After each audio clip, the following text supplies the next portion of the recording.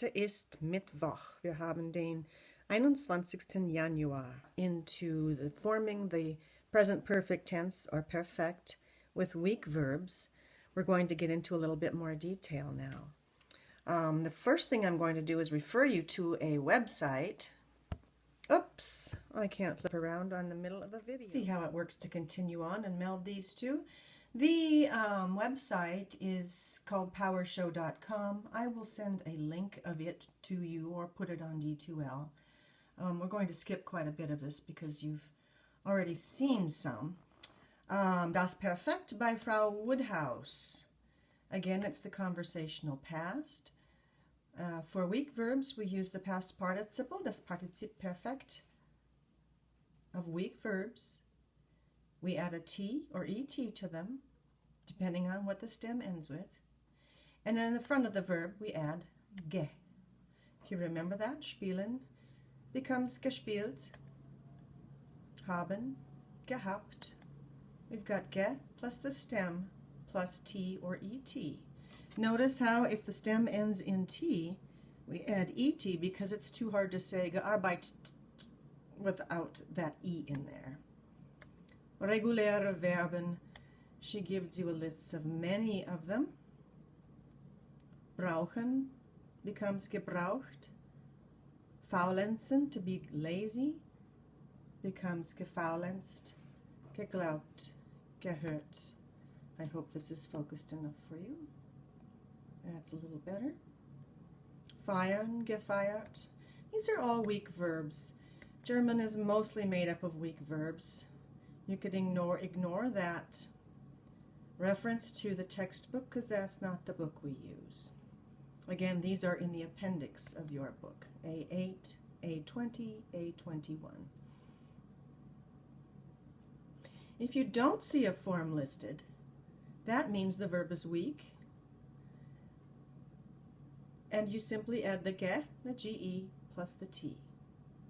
It's weak or regular if you don't see a varied form given. Other weak verbs.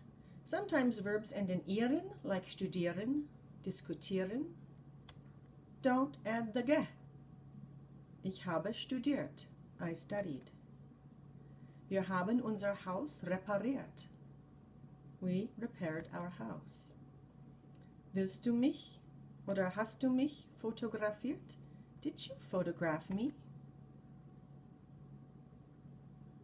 Hat sich nicht interessiert. He wasn't interested.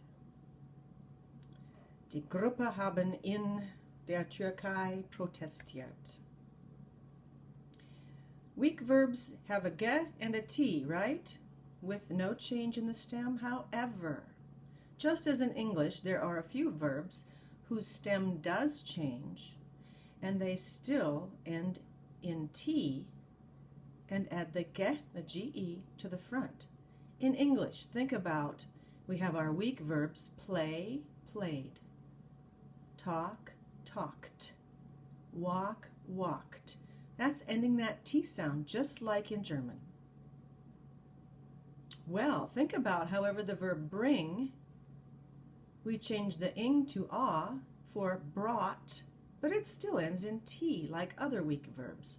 That's called an irregular weak verb or a mixed. Most verbs do not change the stem before adding G or T, but there are some, just like in English, that do. Stem change and a T. Think of think, thought, bring, brought, catch, caught. Still end in T, but have a vowel change. Ta-da, same thing happens in German. Bringen, ge, plus the T as in a weak verb, but there's a vowel change. Denken, gedacht. Nennen, to name, genannt. Kennen, to know someone, gekannt. Vowel change, but they still end in T. Rennen, to run, another word for to run, gerannt. Brennen, to burn, habe gebrannt. Wissen, to know, hat nicht gewusst. He didn't know. Now we have A lot of strong verbs in the German language. We get the ge usually. We get a stem, sometimes with a vowel change, sometimes without a vowel change. Only these verbs end in en.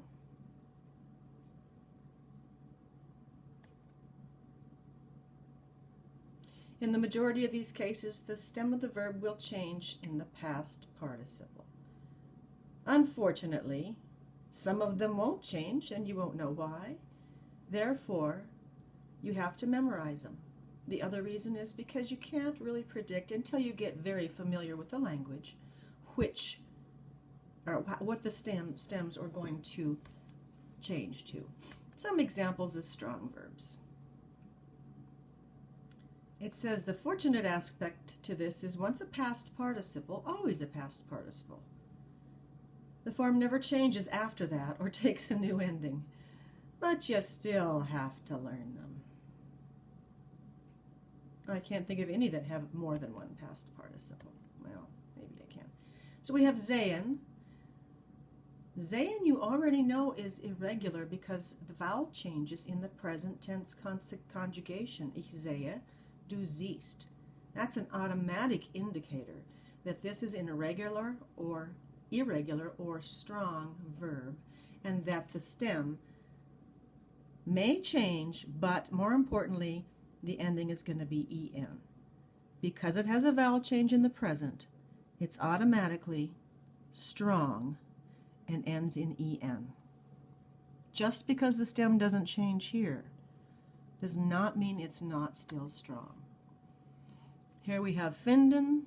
That doesn't change in the present tense. No vowel change. Ich finde, du findest, sie es findet.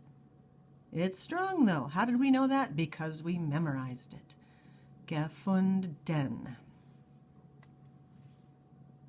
Nehmen. Genommen. We knew that was strong or irregular because it goes from ich nehme in the present to du nimmst, sie es nimmt. It's an indicator that it will end in en. It doesn't give us information, however, about what that new stem will be in the Partizip, past participle.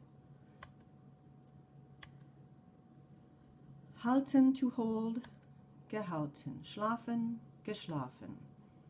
Here are some that take the same vowel in the Partizip. Halten, geschlafen, getragen. Here's another set. Geben, gegeben, gelesen.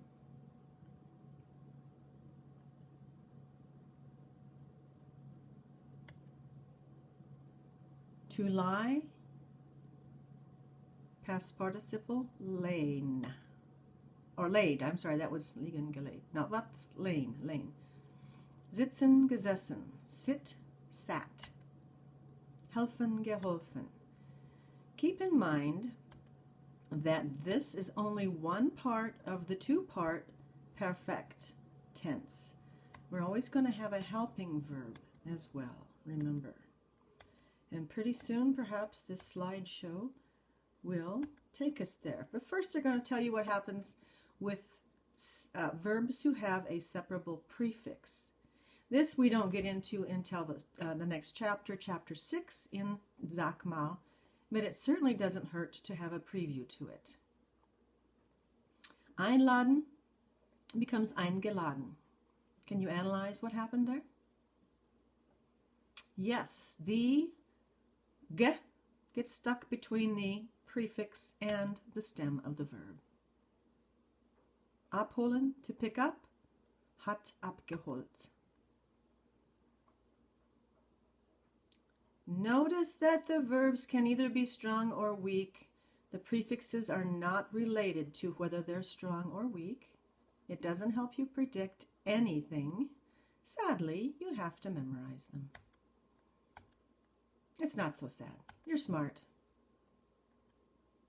Einkaufen, eingekauft. Shoppt. Zurückzahlen, to pay back. Zurückgezahlt, paid back. Called up. Watched TV. Inseparable prefixes are never detached from the stem, as you recall when they were conjugated. Vergessen, du vergisst. Gewinnen, wir gewinnen das Spiel. Empfehlen. Here they never get separated either. You just simply don't add a ge. Don't take the inseparable prefix off, because you'd have a really funny sounding word. It would be beantwortet. Too much of a mouthful. Leave it off. Wir haben besucht. Es hat mir gefallen. Ja, wir haben das Spiel gewonnen. Oh, du hast verloren. You lost.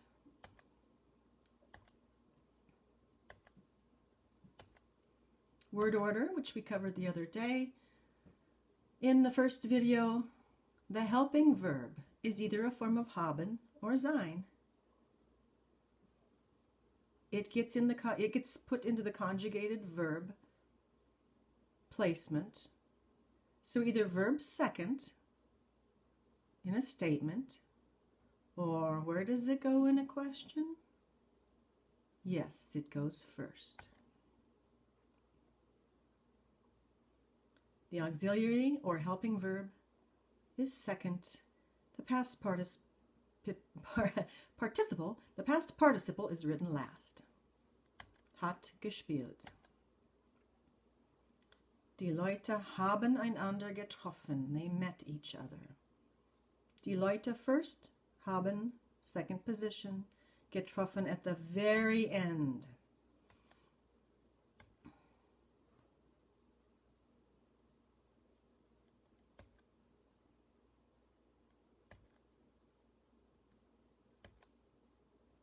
Die böse Ente hat den Computer geschlagen. Das hier ist eine Ente, Computer, und was mit dem Hammer macht, ist schlagen. Hat den Computer geschlagen.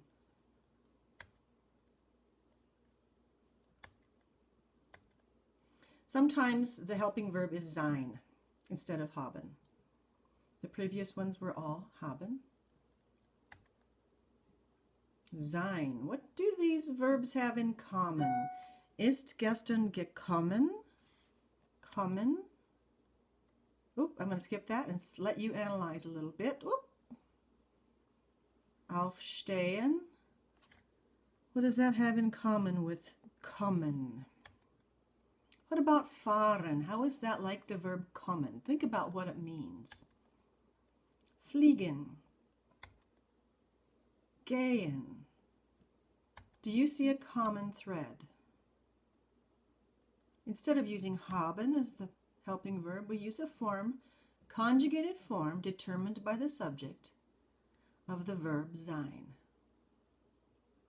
Laufen, kommen, ist geschwommen, ist gewandert. What do these verbs all have in common? Yeah, he's kind of helping you figure it out. Dieser Mann ist viel gelaufen.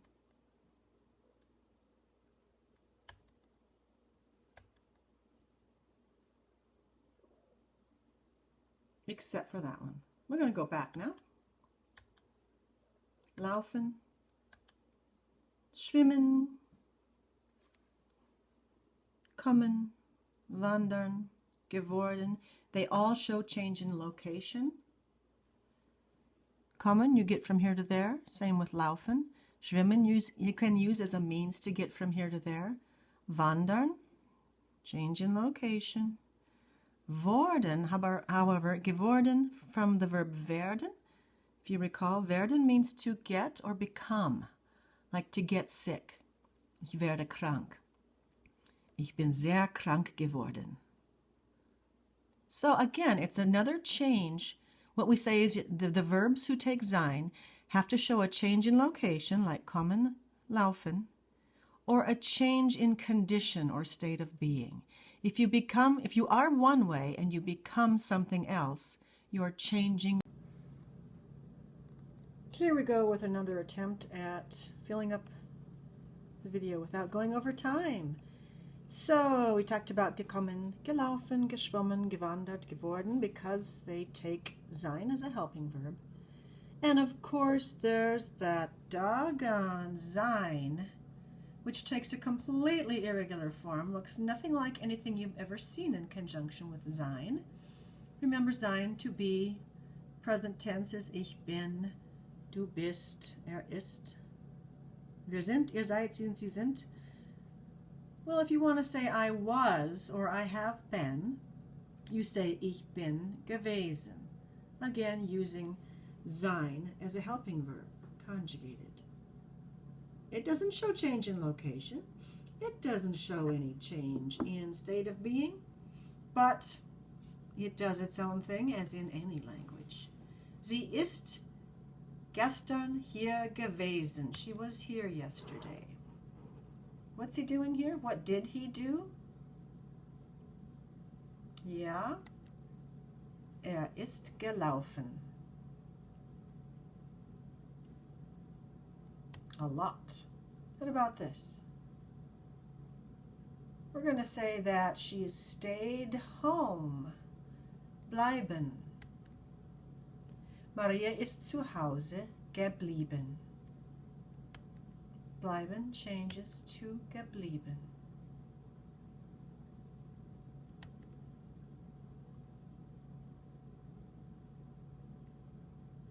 Die Schüler sind mit dem Bus zur Schule gefahren.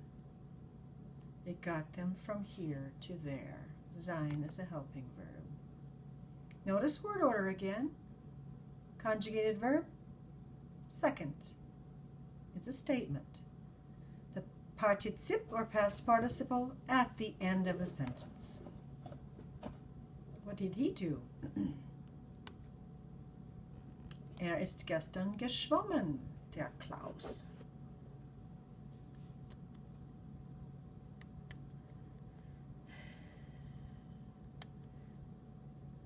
Haben, sein, helping verb, second position in the main clause. The partizip is in the last position. Now I believe we get into some constructions that are not relevant to us. So my suggestion is that you get to your homework on VHL. Remember also to please go to discuss and answer the 2 questions on this and the other videos that I have listed under D2L. Discuss. That is particularly for the Black Hills State class. Tschüss, bis später.